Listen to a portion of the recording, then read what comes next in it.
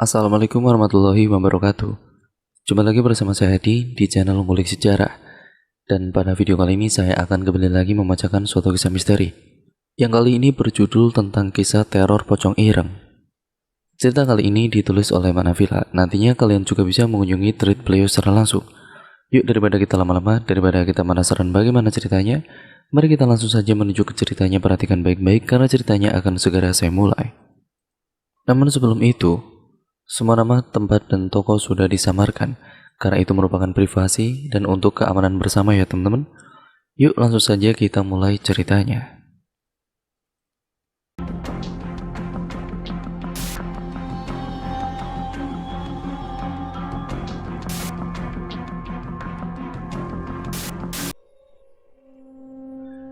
Kita sebut saja namanya Aryo. Aryo biasa bermain dengan teman-temannya di depan rumah Pak Doyo. Aryo tipe orang yang pemberani dan arogan. Saking beraninya dia pernah bersembunyi di makam yang angker, tempat di mana dikuburnya para korban pesugihan atau para pelaku pesugihan. Untuk desanya mungkin berbatasan dengan daerah Pemalang. Desa itu diapit oleh sawah yang sangat luas. Sebut saja desa itu namanya Arjo. Konon desa itu sering meneror desa sebelah, yang tidak lain desa Seridu, dengan mengganggu anak-anak kecil. Aryo ini berada di desa Seridu dan memang faktanya desa Seridu lebih maju dibanding desa Arjo. Kok bisa? Karena rata-rata hasil pertaniannya selalu berhasil. Ternak juga sebagai tempat transit para pendatang yang akan melanjutkan ke daerah Batang atau Pekalongan Utara. Aryo bermain dengan temannya yang kala itu berjumlah 5 orang. Padahal orang tuanya telah memperingatkan untuk tidak bermain setelah azan maghrib. Jangan pulang lagi, tidur di luar, ucap Bu Cici, ibundanya Aryo. Aryo hanya tertawa dan berlari tanpa memikirkan ada bahaya yang akan mengancamnya. Siapa yang jaga? Adit, ayo sembunyi. Adit berjaga. Dia kemudian menutup matanya dan berhitung hingga 50. Sandarannya adalah tembok rumah Pak Dodo. Aryo, Rohim, Sastro, dan Rusman bersembunyi. Namun mereka berpencar ketika berada di belakang rumah Pak Dodo. Kamu yakin bakal sembunyi di sini? Tanya Rohim. Bagaimana lagi? Yang penting jangan sampai ketahuan, ucap Sastro. Mereka bingung sedangkan hitungan sudah sampai 30. Aryo dan yang lainnya masih belum tahu tempat bersembunyi mana yang cocok untuk mereka. Aku di kandang sama Rohim. Aryo sama Rusman di mana? Aryo langsung berlari menuju pohon salak yang tumbuh liar di dekat kandang. Rio, mau kemana? Tunggu dulu, tanya Rusman. Man, jaga anak itu, ucap Rohim. Rusman berlari mengejar Aryo yang sudah bersembunyi. Entah mereka tahu atau tidak, orang tua dari mereka mencari ke sana kemari. Tampaknya teror pocong ireng atau hitam itu akan segera dimulai. Pak, Aryo belum datang, ucap Bu Cici. Di mana? Tanya Pak Subhan. Rumahnya Pak Dodo. Jelas Bu Cici dan susul sekarang, jelas Pak Subhan. Sementara itu Adit mencari mereka yang sedang bersembunyi. Di mana yuk? Di belakang kali. Adit mendengar suara hentakan kaki di kandang kambing. Pikirnya ada orang yang bersembunyi di situ. Adit mendekati, secara perlahan langkah kakinya dipelankan. Dia menghindari menginjakkan kaki di ranting kering, dedaunan, dan juga bekas botol yang berserakan. Begitu Adit telah berada di bibir pintu belakang, dia mendapati 2 orang yang sedang menundukkan kepala. Apa tidak bau bersembunyi di sini? Adit berlari ke arah depan rumah Pak Dodo sembari berteriak. Apel!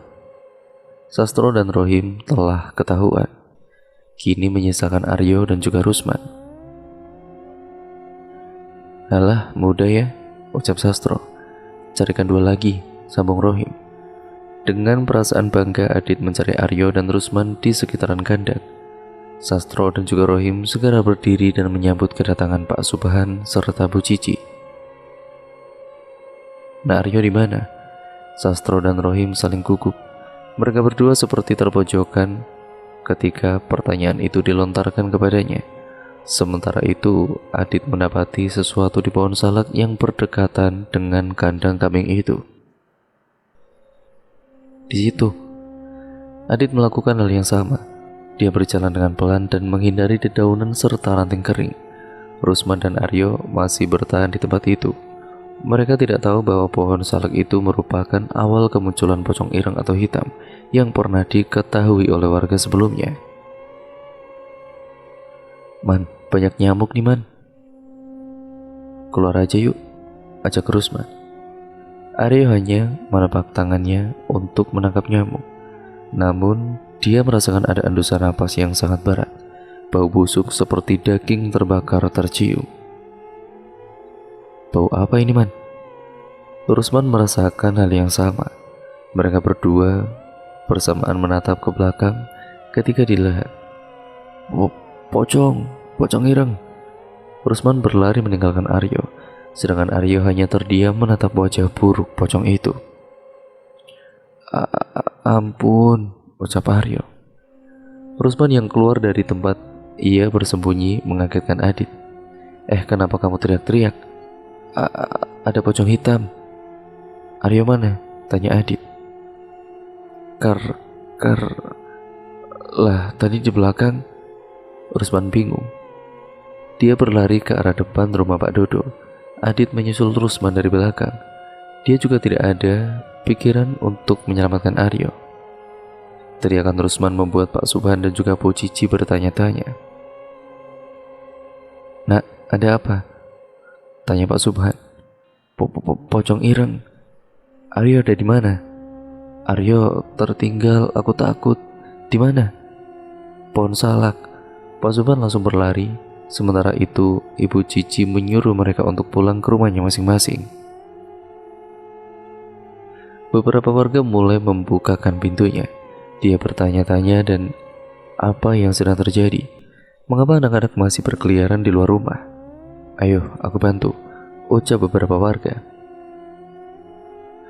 Para warga berduyun-duyun menuju pohon salak sembari membawa lentera atau damar. Hal yang serupa dirasakan Pak Subhan pada kala itu. Dia masih mencari Aryo di pepohonan salak. Aryo. Pak Subhan melihat dengan mata kepalanya sendiri tubuh Aryo yang tergeletak di antara dedaunan yang berserakan tepat di antara apitan pohon salak yang digunakan sebagai tempat bersembunyi Rusman dan Aryo. Badanmu panas, Nang, tangis Pak Subhan. Kala itu tubuh Aryo seperti orang yang terkena racun, membiru dan bengkak. Sesekali tubuhnya bergerak-gerak, matanya masih melotot tajam ke arah yang tidak dituju. Pak Subhan segera mengangkat tubuh Aryo sambil menangis. Para warga yang baru saja datang menanyakan sesuatu yang sedang terjadi. Mereka membantu Pak Subhan untuk membawa Aryo ke rumah. Keadaan menjadi kacau. Seluruh warga desa menuduh bahwa perbuatan keji ini adalah hasil rencana sempurna yang dikirimkan salah satu warga sebelah dengan menjadikan anak kecil sebagai korban dengan perantara adalah pocong ireng. Atas saran beberapa warga, diundanglah kiai di kampungnya untuk menyembuhkan Aryo. Belum ditumbalkan, masih bisa selamat, ucap kiai itu. Lalu bagaimana caranya, Pak, mengembalikan Aryo? Tanya Pak Subhan. Kiai itu keluar rumah. Dia menatap bulan di langit sembari memainkan tasbihnya. Rumahmu ke arah barat.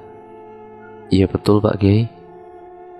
Para warga pun keluar dari rumah dan mengikuti arahan dari Pak Kiai. Dengarkan, pocong ireng itu akan datang lagi. Jangan ada yang keluar rumah. Bawa masuk seluruh barang-barang kalian yang ada di luar rumah, sandal, pakaian, atau apapun itu. Bawa masuk ke dalam. Lalu pasang kentongan bambu kuning di depan rumah jika rumah menghadap ke arah barat. Jelas kiai itu. Para warga mengiyakan. Belum sampai di situ, kiai itu mengisyaratkan untuk seluruh keluarga Pak Subhan agar mendatangi rumahnya selama 7 hari. Lalu kemudian membacakan Al-Quran selama 7 hari berturut-turut agar Aryo bisa kembali seperti semula. Tidak boleh terputus, pagi, siang, malam, pagi, dan itu aturannya. Jika terputus, maka Aryo bisa saja tidak selamat. Kiai itu menilai dengan tepat tindakannya agar menjadi bahan renungan bagi tiap warga.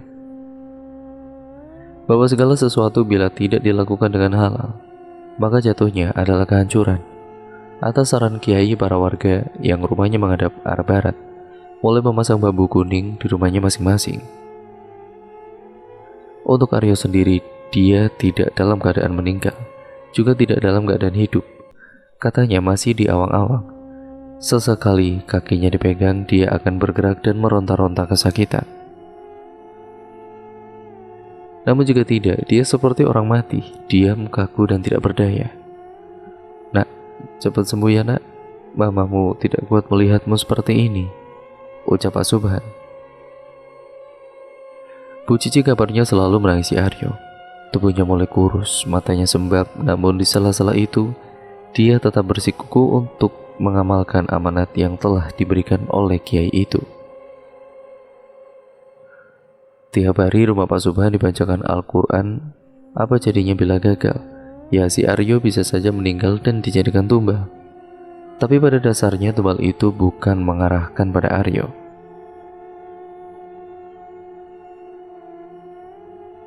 Aryo hanya kaget melihat pocong ireng itu tepat berada di belakangnya.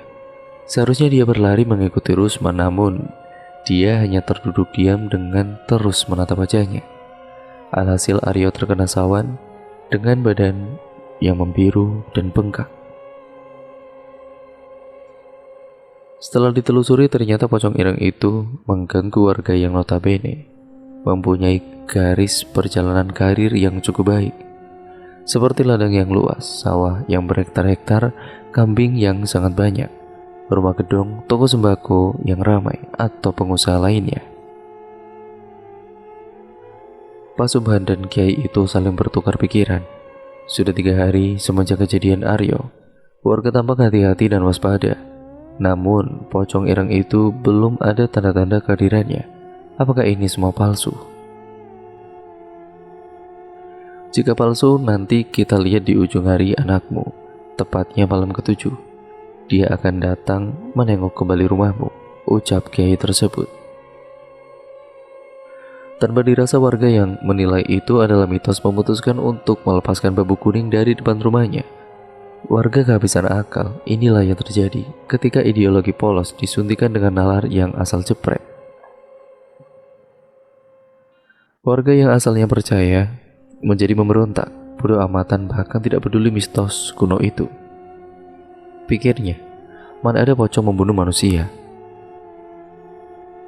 Tepat di malam ke-7, suara lantunan ayat suci Al-Quran masih menggema di rumah Pak Subhan. Kiai itu agak santai dan duduk di depan rumah Pak Subhan. Mencari tumbal, ucap Pak Subhan. Bisa jadi, tapi bukan itu tujuannya, jelas Pak Kiai. Lalu apa tujuannya? Tanya Pak Subhan, dan kemudian kiai itu menjawab, menghancurkan.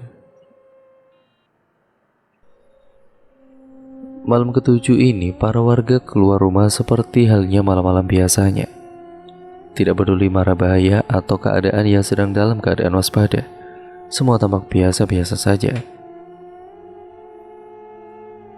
Tepat tengah malam, menuju pergantian hari, pocong itu menampakkan diri di antara rimbunan pohon pisang.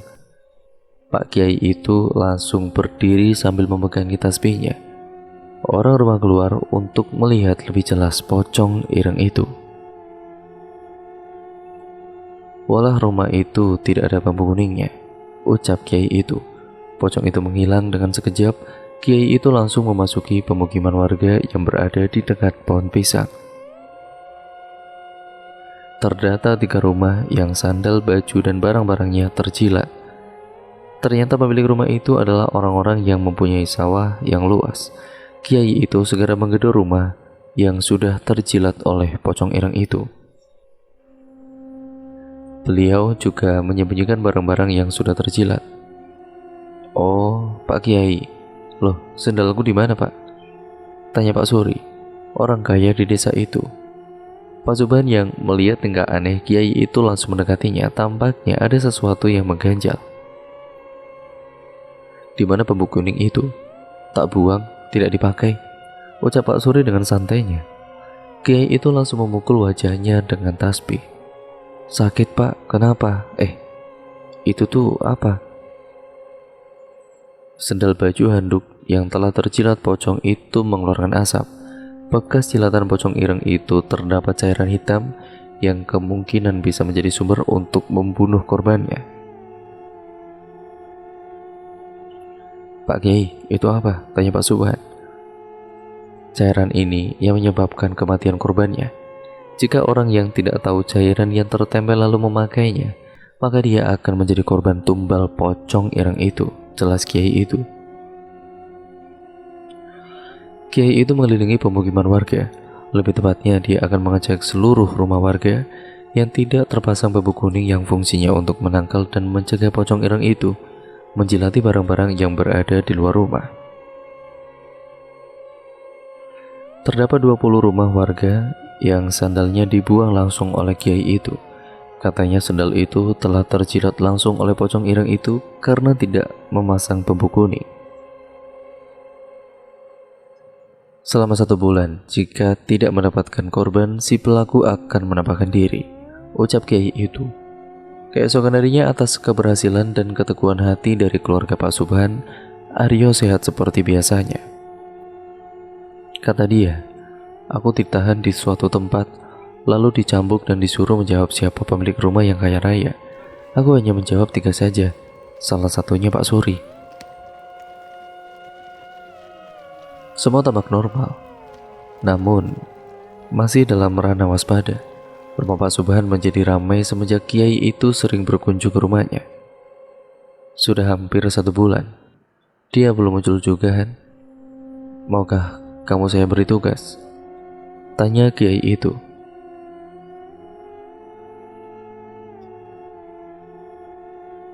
"Siap, Kiai," jawabnya.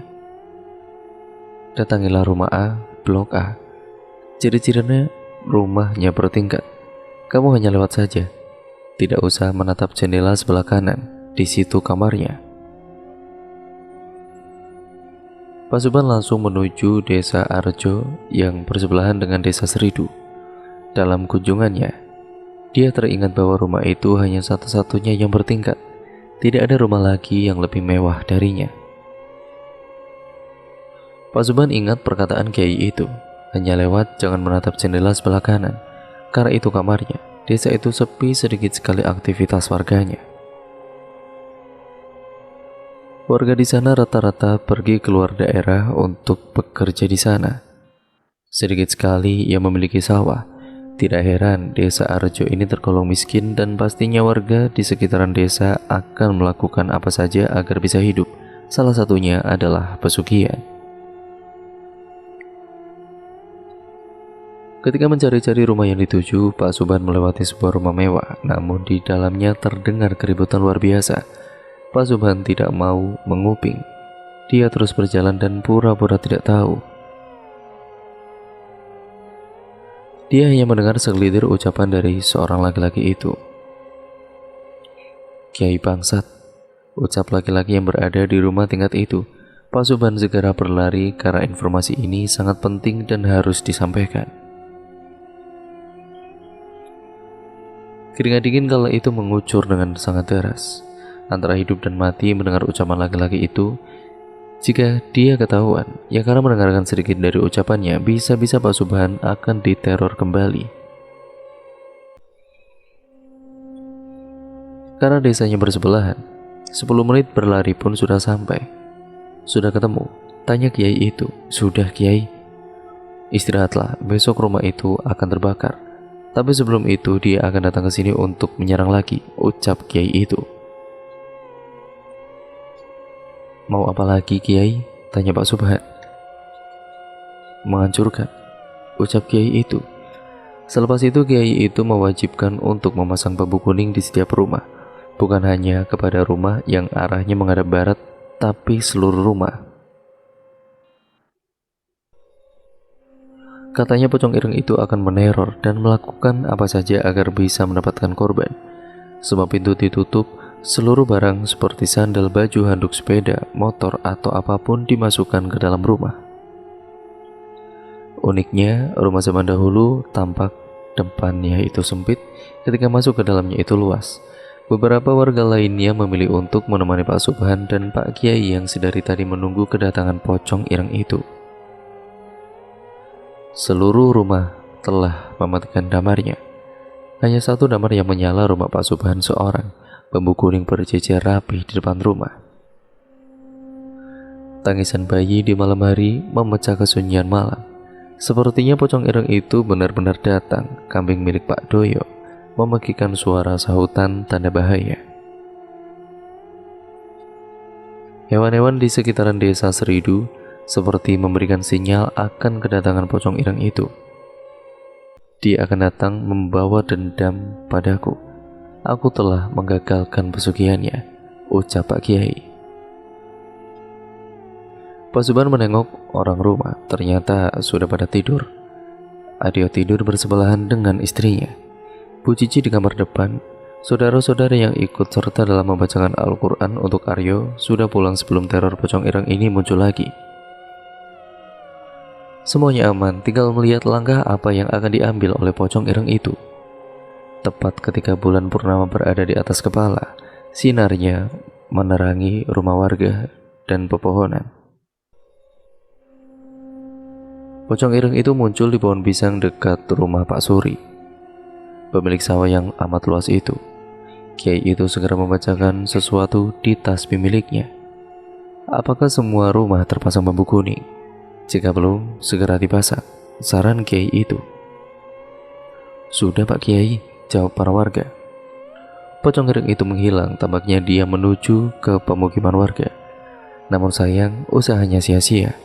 Seluruh rumah telah terpasang bambu kuning. Tidak ada satupun celah untuk masuk dan menjilati atau meludahkan air liurnya kepada barang atau apapun itu. Pak Kiai, sudah selesai? Tanya Pak Subhan. Tunggu sampai pagi. Semua berjalan dengan lancar hingga azan subuh menggema. Suara kentongan yang terbuat dari bambu telah dipukulkan oleh beberapa warga. Pocong ireng itu gagal mengambil korbannya. Pagi harinya banyak warga Arjo yang keluar rumah untuk memadamkan api di rumah tingkat yang pernah dikatakan oleh Kiai itu. Rumah itu adalah pemilik pocong ireng sebagai pesugihan. Pemilik pocong ireng ini menolak untuk menukarkan keluarganya demi tumbal yang harus diserahkan selama 1 bulan terakhir. Sebagai gantinya, rumah itu terbakar karena menolak perjanjian yang harus disepakati. Rumah dan segalanya yang ada di dalamnya merupakan hasil pesugihan. Tidak ada yang tahu bagaimana nasib pemilik pocong ireng itu. Segala sesuatu yang dikerjakan dengan perbuatan di luar norma kehidupan, alam dan agama, maka kehancuran yang akan didapatkannya. Di tempat lain, tepatnya di salah satu desa yang ada di Banjarmasin. Jika ingin melihat keindahan desa itu, lihatlah sungainya. Cahaya matahari yang terpantulkan ke sungai itu akan menciptakan goresan pelangi di sisi sungai. Mungkin beberapa warga Banjarmasin tidak asing dengan kata Sungai Rayaan. Sungai nan indah yang menyegarkan mata ini sebagai pokok utama mata pencaharian desanya. Udang dan juga ikan yang melimpah menjadikan warganya tiap kali berburu mencarinya untuk dijadikan lauk pauk atau sekedar dijual kembali ke pasar. Pesonanya yang indah menjadikan sungai ini seringkali menjadi pusat pariwisata dengan arum jeramnya yang menantang nyali. Namun, pernahkah berpikir dahulu sekali, sungai ini sempat diisukan dengan awal kemunculan dari pocong ireng? Ayamku hilang terus. Siapa yang ambil? Ucap Pak Agi sambil melihat posisi kandangnya yang telah terbuka semenjak pagi tadi. Bulu-bulu ayam berserakan di sekitaran kandang. Walau hanya satu saja yang tergondol maling, namun sudah 2 pekan terakhir ini banyak ayam yang kerap kali kemalingan. Warga mengira ayam yang menghilang dimangsa musang yang lapar atau ular yang berseliweran di sekitaran pepohonan kelapa. Namun tidak ada tanda-tanda terjapiknya ayam itu, baik darah yang berceceran atau suara ayam di pagi hari sekitar pukul 3 pagi. Hilang lagi, maling itu, tambah Pak Koko. Ayammu habis berapa? Tanya Pak Agi. Sudah habis, kesal Pak Koko. Haha, saya sisa kotorannya, mau? Canda Pak Agi. Mitos hilangnya ayam ini diduga bersamaan dengan kemunculan makhluk yang tidak kasat mata, berbadan besar dengan taring dan cakar yang pernah muncul di Sungai Rahayaan. Dimakan sama gede dhuwur kayaknya, ucap Pak Koko. Tidak mungkin, itu ayam tidak bunyi, sanggah Pak Agi. Namun Pak Agi dan Pak Koko tidak ada keinginan melapor ke balai desa. Kesannya sangat lebih sekali jika dibesar-besarkan. Zaman dahulu sangat menjaga citra, apalagi ada kehilangan, tidak mempersulit. Walaupun dampaknya terkena dirinya sendiri, tapi benar-benar mandiri dan tidak sepenuhnya masalah dilimpahkan kepada balai desa. 2 pekan berlalu, isu kehilangan ayam sudah dirasakan oleh Pak Kepala Desa sendiri. Ayamku kok habis, ucapnya. Semua warga mengira ayam yang diambil adalah ayam yang layak dijual ke pasar. Akhirnya, atas kesepakatan bersama, Pak Kades mengimbau kepada seluruh warganya agar diterapkan sistem penjagaan di tiap malam hingga pagi hari sampai subuh berkumandang. Alasan diterapkannya penjagaan itu agar misteri tentang hilangnya ayam di desa itu bisa diketahui dengan gamblang dan jelas. Hal ini berlaku kepada seluruh desa di sekitarnya juga, karena isu ini sudah tersebar luas. Lalu mengapa waktu subuh menjadi patokan? Jawabannya sederhana. Jika yang mengambil ayam adalah sosok gede dhuwur yang pernah dimitoskan itu, maka tidak akan lama lagi pergerakannya dan mudah dibuatkan pagar gaib agar tidak pernah masuk lagi. Tapi jika yang mengambil maling, pagar gaib pun percuma dibentuk. Maka dari itu Pak Kades menerapkan penjagaan selama malam hingga subuh. Targetnya adalah menangkap peneror kehilangan ayam yang telah merasakan warga desa itu sendiri. Hari pertama penjagaan, warga mendapati orang asing yang memasuki desa dengan pakaian serba hitam. Orang itu membawa karung dan senter. Warga mengira orang itu adalah pencari sarang semut atau kelelawar di sekitaran pepohonan. Namun begitu ditelusuri, orang yang dicurigai itu menuju kandang ayam salah satu milik warga yang kebetulan ayamnya masih utuh selama 2 pekan terakhir. Warga yang mengetahui itu segera meneriakinya. Woi, garong, maling.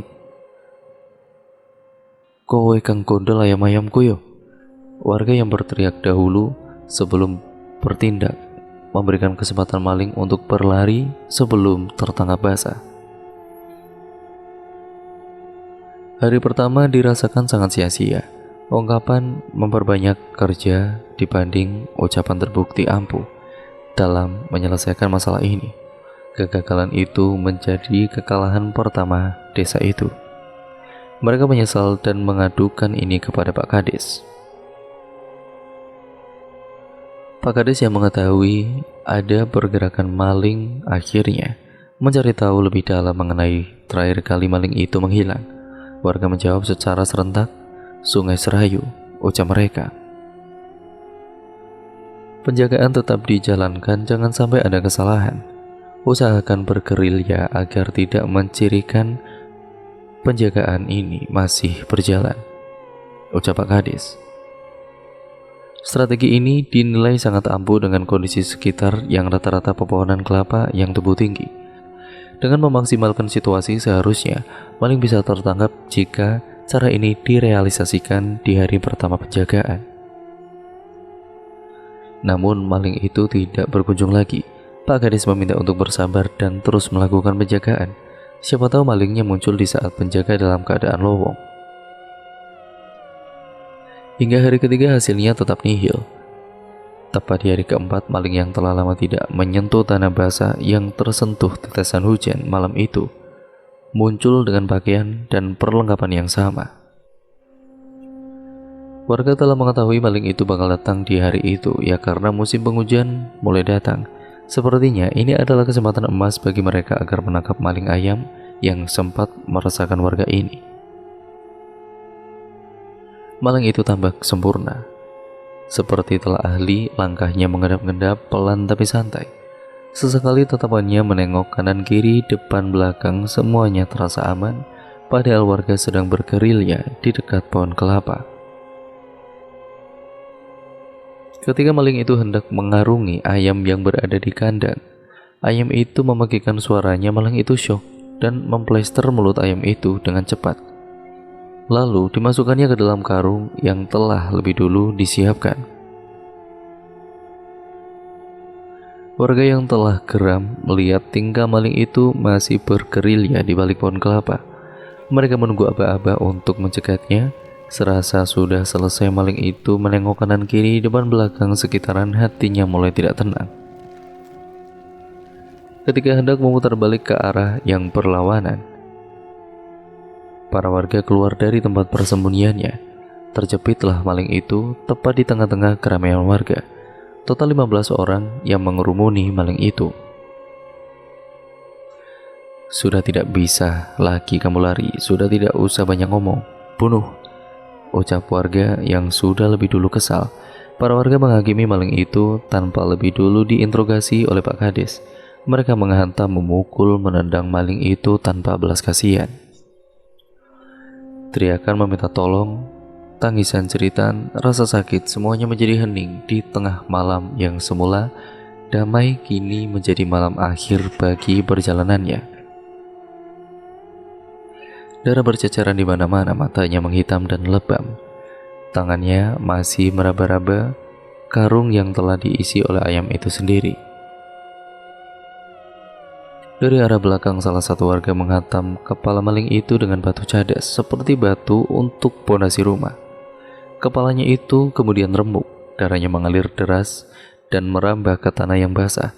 Bau amis darah menggantikan bau embun di pagi hari. Maling itu mati di tempat. Malingnya mati, gila kamu, ucap warga. Terus bagaimana ini? Jangan sampai ketahuan Pak Kades, bisa mati aku, ucap yang lainnya. Kebetulan waktu itu Pak Aki dan Pak Koko tidak mendapatkan jadwal menjaga, jadi kematian maling itu berhasil disembunyikan. Lalu bagaimana cara mereka untuk menutup kejadian itu dengan rapi? Karena sia-sia juga ya untuk memberitahu Pak Kades melihat resiko yang amat besar. Para warga kemudian membagi tugas. 5 orang pertama membereskan aliran darah yang merembes di tanah yang basah dengan memberikan tanah liat yang diambilnya dari sekitaran sungai. 5 orang kedua mencari kain kafan, 5 orang ketiga menguburnya. Mereka bekerja dengan cepat agar semua tertata rapi tanpa ada kecacatan sedikit pun. Namun ada satu permasalahan yang sangat kompleks. Mereka tidak berhasil menemukan kain kafan yang digunakan untuk membungkus tubuh maling itu. Kainnya mana? Tanya warga yang bertugas untuk mengubur maling itu. Tidak ada, bagaimana ini? Mereka kebingungan mencari kain kafan yang digunakannya untuk membungkus tubuh maling itu. Plastik hitam besar. Mereka langsung mencari ke berbagai sudut kantong plastik yang dirasa bisa membungkus mayat si maling ini. Didapatnya kresek hitam itu dari salah satu rumah warga yang biasa digunakan untuk menaruh pupuk kambing. Kematian yang tidak tenang, prosesi penguburan yang tidak wajar, alat yang digunakan tidak berperi kemanusiaan. Bukankah hal ini yang menjadikannya membalas dendam? Maling itu dikuburkan di dekat sungai. Tanah yang digunakan untuk mengubur disiram oleh air agar tidak mencirikan seperti kuburan. Selain cerdas, mereka juga pintar dalam mengondisikan suasana. Lalu usut punya usut, keluarga korban mengetahui tindakan kurang ajar desa itu. Mereka menuntut balas. Mereka membalas dendam maling itu.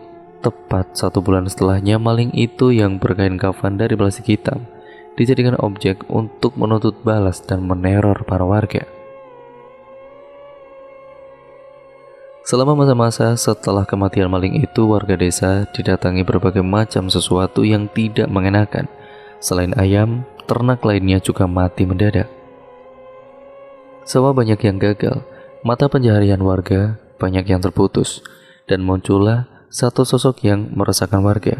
Pocong ireng itu menampakkan diri di antara pepohonan kelapa. Tempat dia dieksekusi secara sadis dan sangat mengerikan. Hal ini menjadi puncak kecurigaan dari Pak Kades. Maling itu tidak tampak. Namun mengapa ternak banyak yang mati selain ayam? Sawah banyak yang gagal. Teror pocong ireng menjadi-jadi. Apa yang dilakukan oleh warganya selama 1 bulan terakhir? Pak Aki dan juga Pak Koko yang rumahnya bersebelahan pernah mendapati pocong ireng itu sedang berdiri tegak di belakang pohon kelapa. "Pocong ireng doh!" teriak Pak Aki. Pocong ireng itu meneror 15 warga yang ikut dalam penghakiman sadis dirinya. Dimulai dari mengetuk pintu di malam hari, menjilati seluruh sandal dan yang lainnya. Korban demi korban berjatuhan. Banyak dari mereka yang ketakutan jika berjalan di malam hari di dekat pohon kelapa. Pohon itu sering menampakkan dirinya di antara pohon kelapa. Pocong itu sering menampakkan dirinya di antara pohon kelapa yang berdekatan dengan tempat dia tergeletak, kaku tidak berdaya. Korbannya rata-rata anak kecil. Awalnya sakit panas, demam tinggi, lalu merasa takut dan melihat sosok itu berada di depan jendela sambil menggedor-gedor kepalanya. "Pak, itu namanya apa?" Sebelum meninggal, anak-anak desa selalu mengucapkan kalimat itu. Tidak terasa hampir 40 hari kematian maling itu, Pak Kades pun mendengar dari salah satu pengakuan warga bahwa maling itu telah dibunuh oleh 15 orang yang anaknya sebagai korban teror dari pocong ireng itu sendiri. Atas pengakuan warga yang membunuh maling itu secara keji, mereka segera menemui Pak Kades. "Kalian tahu kesalahan kalian apa?" tanya Pak Kades. Ke-15 orang itu hanya terdiam sambil menangis. Mereka menyesal. "Jangan bunuh tubuhnya, jangan siksa tubuhnya, jangan menghakimi," teriak Pak Kades. "Pak, lalu apa langkah yang akan diambil?" tanya Pak Aki. Pak Kades terdiam. "Hubungi Kiai Arif. Dia pernah mendapati kiriman seperti ini. Siapa tahu ada jalan keluarnya," pinta Pak Koko. Akhirnya mereka menyetujui untuk bekerja dengan Kiai Arif. Tujuannya adalah mencari pelaku atau dalang dibalik kiriman pocong ireng ini. Kiai itu berhasil didatangkan sebelum azan maghrib tiba. Para warga segera mengikuti runtutan kegiatan yang telah ditetapkan Kiai itu. Pocong ireng itu kiriman dari orang tua korban. Tidak mudah untuk mengusirnya sebelum dendam itu terbalaskan, ucap Kiai itu. Namun kita bisa menjaganya dengan memasang pagar gaib di setiap sisi desa ini. Tidak mudah, namun semoga berhasil, tambahnya. Mereka sholat maghrib berjamaah dengan Kiai itu. Setelah itu dilantunkan membaca tahlil hingga waktu Isya. Langkah terakhir adalah menancapkan pagar gaib berupa bambu kuning. Ukurannya seperti potongan pasak kemah. Namun itu sangat berguna. Sebanyak 150 bambu kuning itu ditancapkan di setiap sisi hingga menuju Sungai Rahayaan. Setelah usai, mereka menunggu aba-aba dari Kiai itu sendiri. "Pak Koko, nanti kalau pocong ireng itu datang, jangan ada yang berbicara. Biar aku saja yang berbicara, paham?" ucap Kiai itu. "Dan siapa Kiai?" jawab Pak Koko. Pak Aki dan Pak Koko memerintahkan warga untuk diam. Tepat tengah malam, pocong ireng itu muncul, namun dia tidak bisa memasuki pemukiman warga. Bisa dibilang kemunculannya di perbatasan antara desa itu sendiri dan desa di sebelahnya. Awalnya Pak Kades, Pak Agit, dan juga Pak Koko tidak mempercayai sosok itu nyata atau tidaknya. Namun setelah dilihatnya secara langsung, pocong itu seperti meminta untuk dikuburkan secara layak. Dia melakukan hal itu untuk memberi makan keluarganya yang kesusahan karena harga padi yang melejit tinggi akibat permainan dari pemilik sawah dengan pemasaran yang dilakukannya. Betapa miris mereka yang kaya tidak pernah memandang miskin berorasi. Atas permintaan kiai itu, digalinya makam pelaku maling ayam itu dan digantikan dengan kain kafan yang dilayakkannya seperti manusia pada umumnya.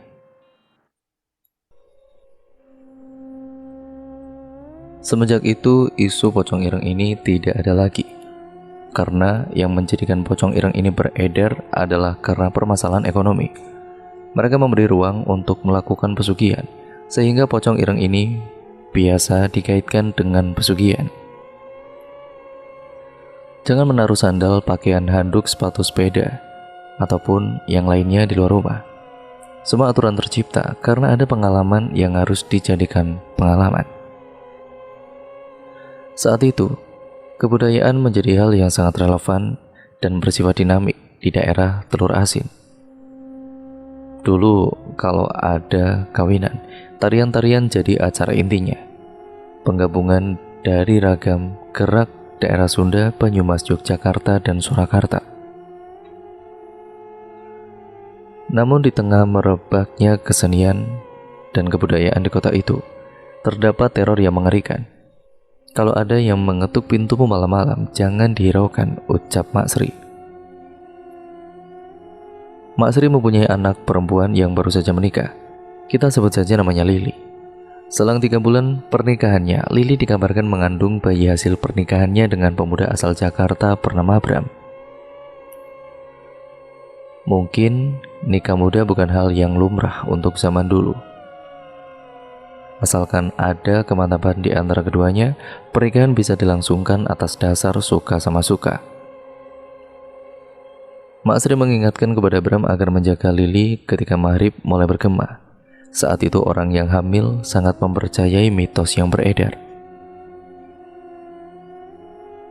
Pocong ireng sendiri baru diketahui ketika salah satu warga yang tidak sengaja melihatnya di depan rumahnya.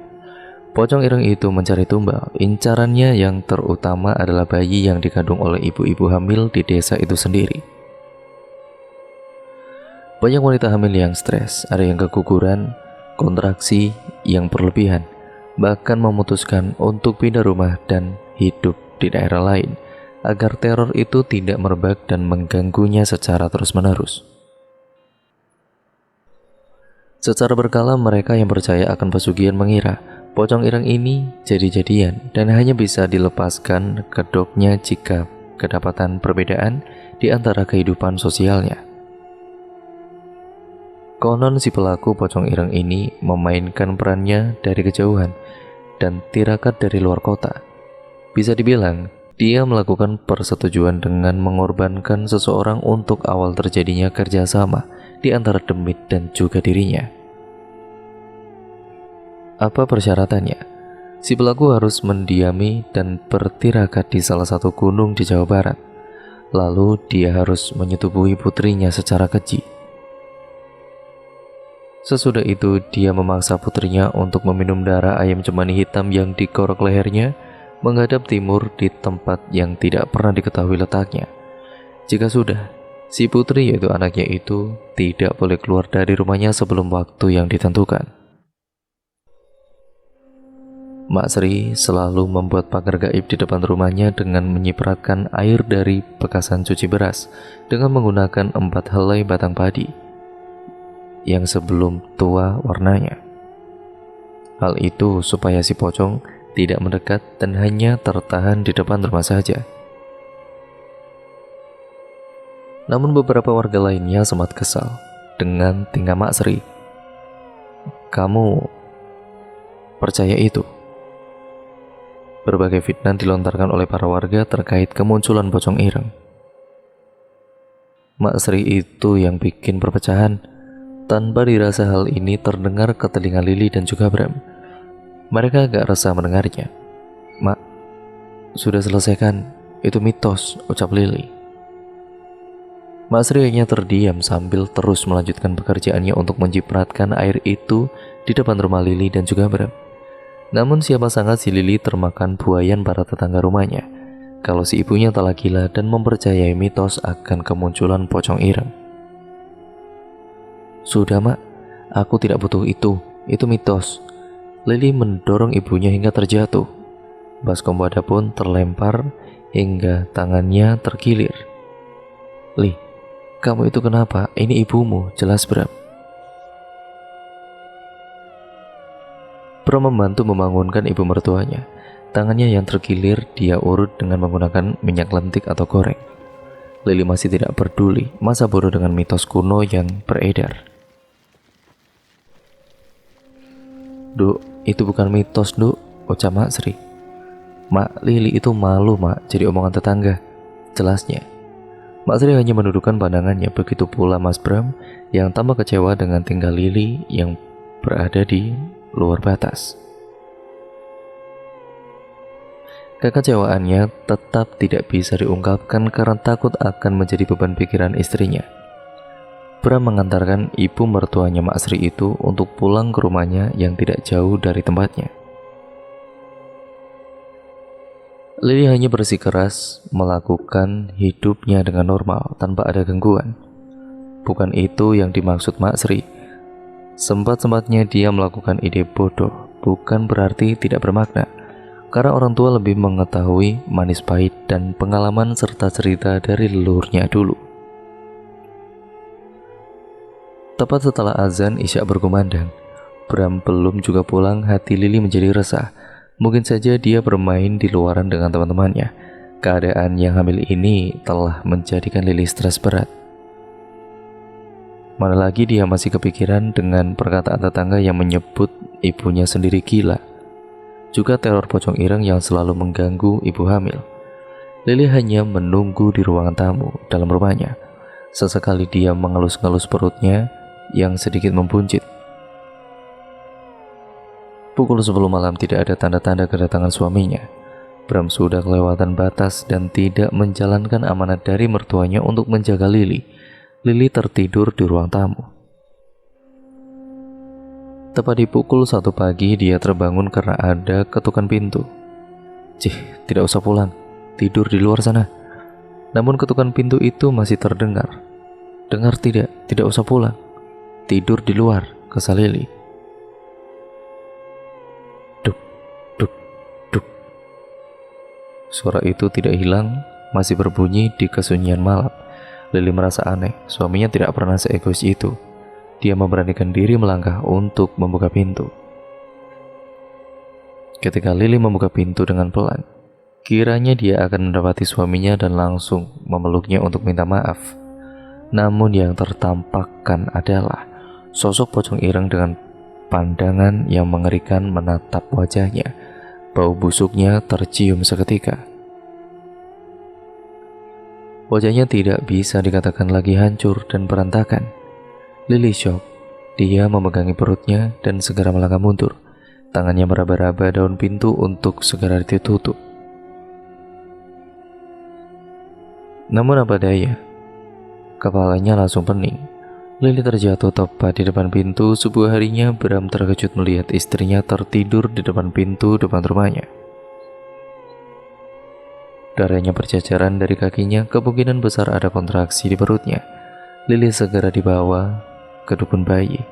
Barangkali cara ini lebih efektif. Isu diterornya Lili oleh pocong ireng menyebar luas. Para tetangga membenarkan teror itu ada. Kata dukun bayi itu pada Bram, "Istrimu kebanyakan pikiran. Bayimu masih bisa diselamatkan, tapi si pengganggu itu bakal mengejar-ngejar terus," ucapnya. Lili masih syok, dia takut kehamilannya akan gagal manakala sosok itu masih menerornya. Dia masih teringat dengan perkataan ibunya. Sosok itu benar-benar ada, tapi untuk apa menyerang orang hamil? Seketika Lili dan Bram kembali ke rumahnya. Dia mendapati ibunya sedang menyipratkan air yang kemarin tidak sempat dituntaskan. "Mak," ucap Lili. Ibunya tersenyum lalu kembali melanjutkan tugasnya. "Mak, masuk ke dalam, Lili mau bicara," ucap Bram. Mak Sri masuk ke kamar Lili. Dia mendapati Lili lemas tidak berdaya. "Bram, kesini," teriak Mak Sri. "Iya, Mak." "Apa amanatku ke kamu?" tanya Mak Sri. "Jaga istriku." "Bagaimana, sudah dijaga belum?" "Tapi Mak," salah Bram. "Bram, pocong hitam itu nyata. Jangan dimainkan, jangan hiraukan mulut tetangga," kasal Mak Sri. Bram seakan mendapatkan sebuah peringatan besar untuk mengevaluasi dirinya sebagai suami. Lili yang masih terbujur kaku hanya bisa mengelus perutnya. Dia trauma berat. Mak Sri memberkati tubuh Lili yang sedari tadi lemas itu. Wajahnya sangat pucat dan "Mak, minta maaf," ucap Lili dengan suara lirih. "Nak, jangan merasa salah, perbaiki titah yang sudah diucapkan." "Mak, pocong itu jadi-jadian?" tanya Lili. "Pocong itu pesugihan dari gunung di Jawa Barat. Korban akan digadaikan dengan kekayaan, namun syaratnya sangat ekstrim dan juga berbahaya," ucap Mak Sri. "Apa itu, Mak?" tanya Lili. "Simulakne rasa ngerti awit jejeran mayat, pocong itu bakal jadi urunan kang ditrahke ning anak putu," jelas Mak Sri. "Hah, ungkapan apa itu?" tanya Lili. "Intinya jika telah mengawali, semua yang tercium seperti mayat akan didatangkan. Lalu jika gagal, maka akan berimbas pada anak cucunya," ucap Mak Sri. "Berarti rumah ini," tanya Lili, "sudah bau mayat." Percakapan terhenti. Mak Sri kembali ke depan rumah.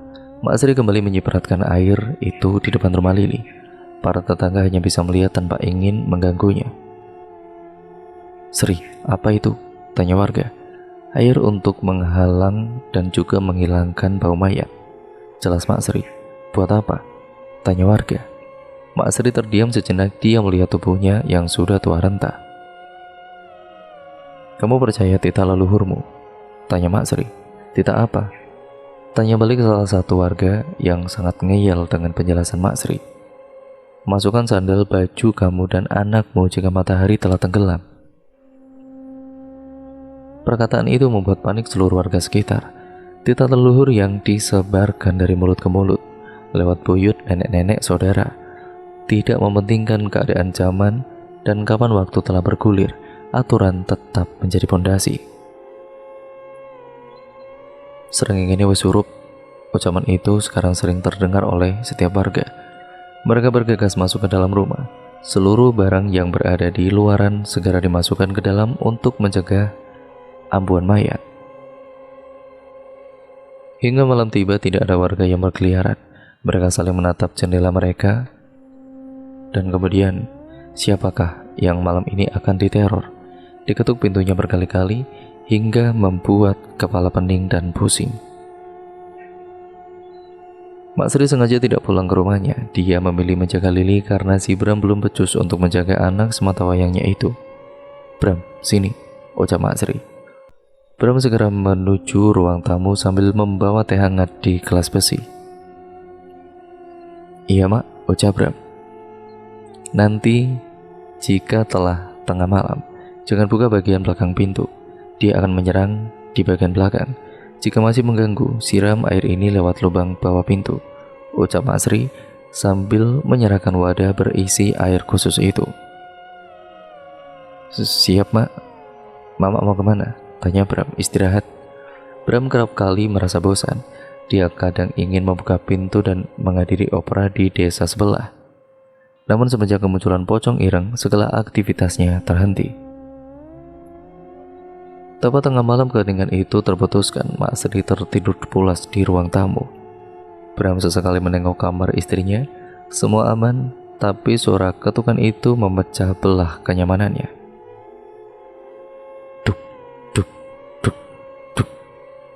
Suara ketukan pintu itu terdengar jelas oleh Bram, asalnya dari belakang rumahnya.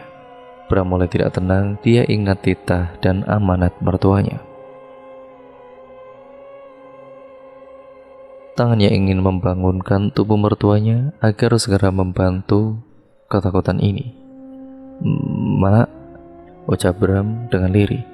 Tidak ada jawaban, tidak ada seruan, hanya ketukan misterius dari balik pintu belakang rumah.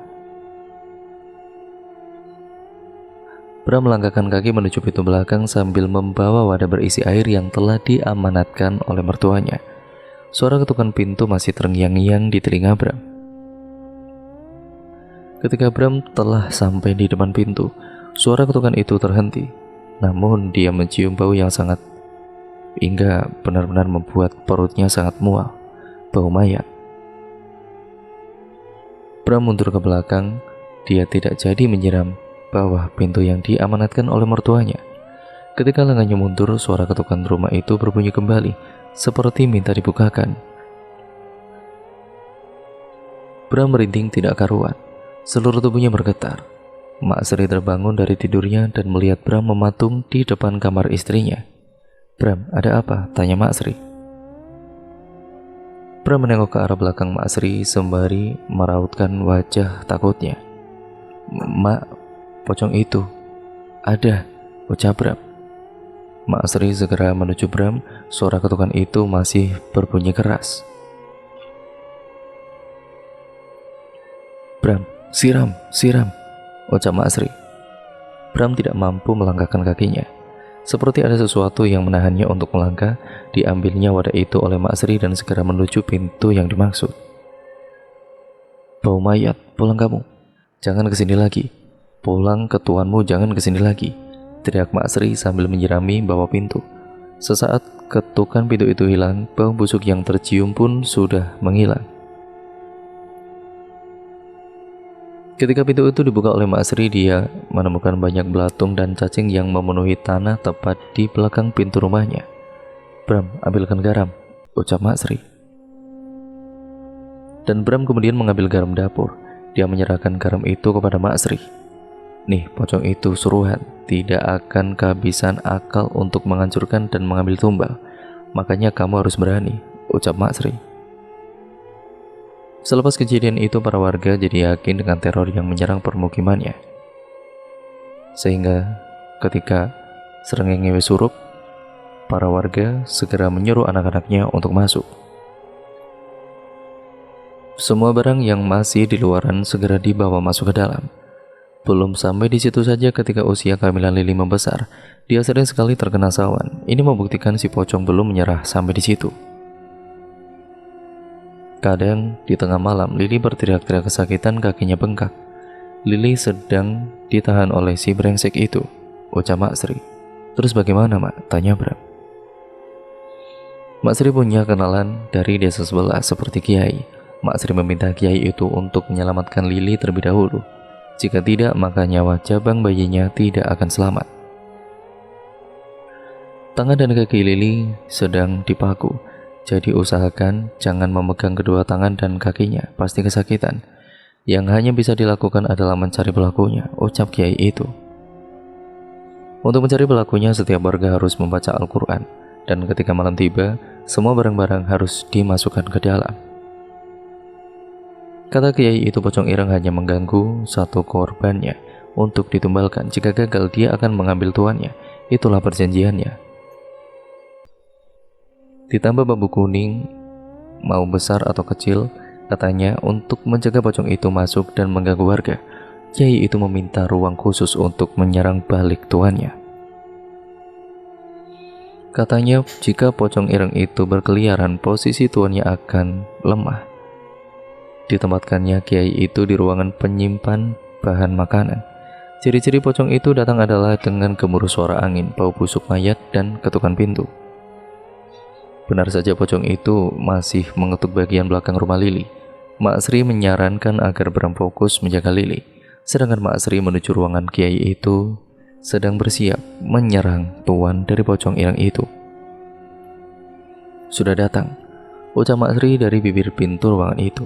Suara ketukan pintu terdengar jelas ditambah dengan suara gemuruh angin. Lili berteriak kesakitan, Mak Sri panik tidak karuan. "Jangan dipegang kaki sama tangannya, lepaskan," teriak Kiai itu pada Mak Sri. "Bram, lepaskan," teriak Mak Sri. Bram langsung melepaskan tangannya pada kala itu. "Telat sebentar, anakmu bisa mati," ucap Kiai itu. "Terus bagaimana?" tanya Mak Sri. "Diam dulu, tuannya sebentar lagi ketahuan." Mak Sri tidak bisa berbuat apa-apa. Dia hanya bisa menunggu waktu yang tepat untuk membantu Kiai itu. Suara itu lambat laun menghilang bersamaan dengan gemuruh angin. "Sudah selesai," ucap Kiai itu. "Maksudnya bagaimana?" tanya Mak Sri, dan Kiai itu keluar dari ruangan tempat dia bermeditasi. Mak Sri menyuruhnya menuju ruang tamu untuk menjelaskan. "Sri, jangan sampai kamu buka pintu belakang jika matahari telah tenggelam, sudah jebol. Cari bambu kuning untuk menahan," jelas Kiai itu. "Lili bagaimana?" "Bakal sembuh." Pocong itu bentuk pesugihan yang mengambil cabang bayi. Perhatikan juga suaminya, jangan sampai sering keluar malam. Lili sudah tercium bau mayat oleh pocong itu. Dia akan segera diincar. Selipkan cemiti di kandung depan, jelas Kiai tersebut. "Tuannya bagaimana?" "Bakal ketahuan sendiri." Beberapa hari kemudian warga dikejutkan dengan penemuan pocong ireng di perkebunan. Namun dia tidak menyentuh sedikit pun tanah dari desa yang telah terpagar bambu kuning. Pocong ireng itu tidak bisa masuk ke dalam permukiman warga. Hingga perjanjian awal yang disebutkan jika gagal memberi tumbal, maka keluarganya yang akan diambil. Satu persatu keluarga dari tuan yang melakukan pesugihan pocong ireng itu meninggal dunia. Awalnya dia jatuh miskin, lalu lambat laun dia meninggal dengan tidak baik. Diketahui pelakunya telah lama melakukan praktek ini dan mengorbankan 3 orang anaknya. Satu sebagai syarat ketika pertama kali melakukan perjanjian, 2 lainnya berangsur-angsur sesuai keadaan. Dan cerita pun akhirnya selesai sampai di sini ya teman-teman. Terima kasih untuk kalian semua yang sudah menyimak video yang lumayan panjang ini. Terima kasih atas dukungan kalian selama ini. Jangan lupa like, komen, dan share. Dan semoga kalian bisa mengambil pembelajaran dari cerita kali ini dan video kali ini. Dan jangan lupa untuk kalian menekan tombol lonceng notifikasinya agar kalian tidak ketinggalan video terbaru selanjutnya dari channel ini ya teman-teman. Sekian, terima kasih, video ini saya akhiri. Sampai berjumpa di video terbaru selanjutnya. Wassalamualaikum warahmatullahi wabarakatuh.